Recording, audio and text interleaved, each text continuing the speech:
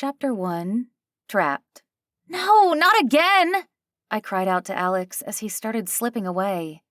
"Hurry," he whispered. I strained to keep him in view, but he continued fading into the darkness from which he'd appeared. I stretched out my hand, hoping to take hold of his arm and pull him to me. My hand groped in the emptiness. It was too late. The temperature rose back to normal in the bedroom. Our connection was lost. Not even the piece of brimstone that I kept around my neck seemed to help us connect for very long anymore. He remained in the cold underworld and out of my reach. Alex's appearance worried me. Gone was his professional business attire of white button-down shirts and slim jeans that set off the beauty of his bronze skin and his extremely fit 6-foot body. He now wore a black hooded sweatshirt and dark slacks. I could see the usefulness of the dark clothing when trying to blend into the elements of the underworld, but I was concerned he picked those items to hide his weight loss.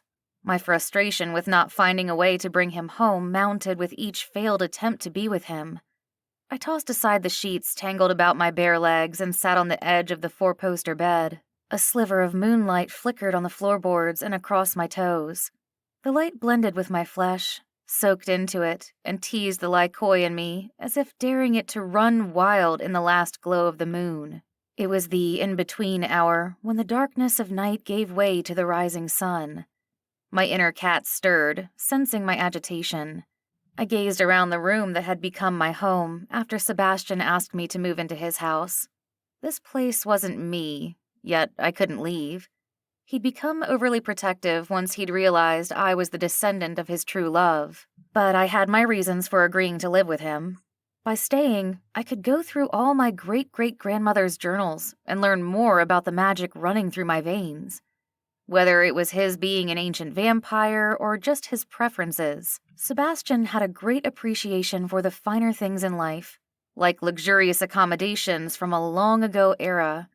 It was a far cry from my humble and sparsely decorated apartment. I'd given up my lease after the Headless Horseman attacked us and blew up Mother's bar, but part of me wished I'd kept it. I pushed the heavy velvet curtains aside and pressed my head against the cool glass. Tonight was the latest attempt Alex and I had made to be with one another. We'd endured months of separation, with fewer and fewer intimate interludes to keep us going until we could be together. We had no idea what was happening to interfere with those moments. My breath fogged the window pane as I stared out into the bleak forest. I wanted some small comfort to get me through the coming day. What I wouldn't give for a cold beer right about now. But I knew there wouldn't be any in Sebastian's cellar, where he kept a vast collection of rare whiskey and wine. I strode naked to the chair I'd tossed my clothes on and mumbled my displeasure about the lack of beer. My frustration about whatever was keeping me from crossing the veil of death to be with Alex made me itch with the desire to shift into my Lycoy, which was already pushing for release to race through the woods surrounding Sebastian's hidden home.